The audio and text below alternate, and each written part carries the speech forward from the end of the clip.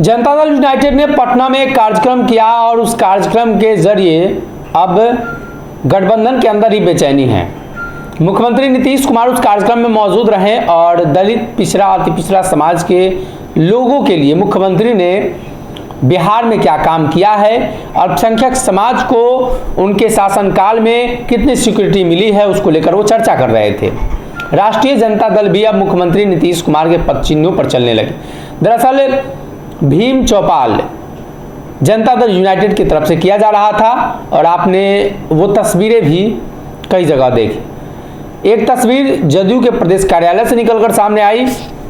भीम चौपाल को ऑर्गेनाइज कर रहे सरकार के भवन निर्माण मंत्री अशोक चौधरी। हालांकि अशोक चौधरी को पार्टी में अब किनारा किया जा रहा है, इस बात की चर्चा शुरू हो गई है।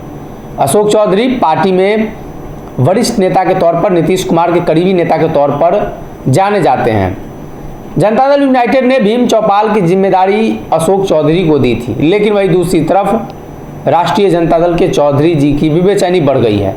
राजद ने भी भीम चौपाल के तर्ज पर एक कार्यक्रम का आयोजन कर दिया है। दलित वोट बैंक की मारामारी में राष्ट्रीय जनता दल और जनता दल यूनाइटेड जुट चुकी है। ऐसे में राजद के प्रदेश कार्यालय में 3 दिवसीय अंबेडकर परिचर्चा की शुरुआत कर दी गई है, जिसमें राज्य के लगभग 100 प्रतिभागी के साथ पार्टी के वरिष्ठ नेता भाग लेंगे। परिचर्चा कुल 6 सत्रों का होगा। प्रतिदिन 2 सत्र होंगे, जिसमें अलग अलग विषयों पर चर्चा होगी। प्रथम दिन पार्टी के राष्ट्रीय महासचिव भोला यादव ने परिचर्चा के उद्देश्य पर प्रकाश डाला। बाबा साहब अंबेडकर की जीवनी एवं दर्शन एवं मनुस्मृति बनाम संविधान की बात कही। इस अवसर पर पार्टी के तमाम नेता मौजूद थे, लेकिन पार्टी में दलित नेता के तौर पर जाने जाने वाले उदय नारायण चौधरी सहित कई अन्य नेताओं ने इस पर जिक्र किया।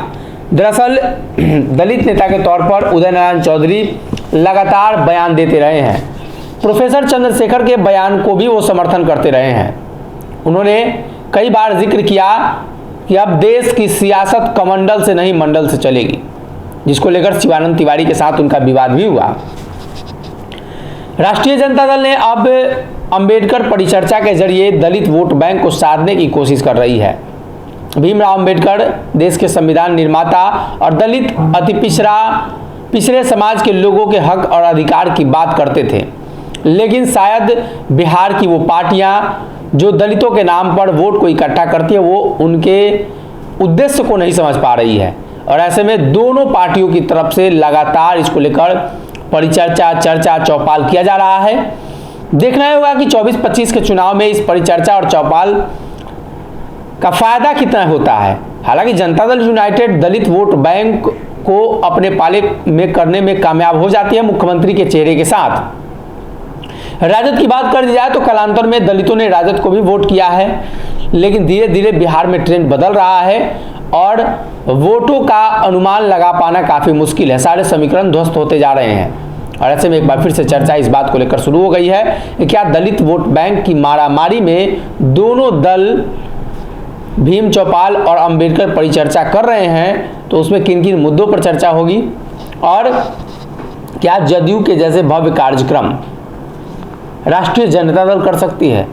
जनता दल यूनाइटेड ने जिस तरीके से भव्य कार्यक्रम का आयोजन किया और उसके बाद अब राष्ट्रीय जनता दल भी इस कार्यक्रम के जरिए दलित नेताओं को मंच पर इकट्ठा करके नए तरीके से रणनीति बना रही है, ताकि आने वाले दिनों में दलित वोट बैंक पर एक बार फिर से कब्जा जमाया जा सके।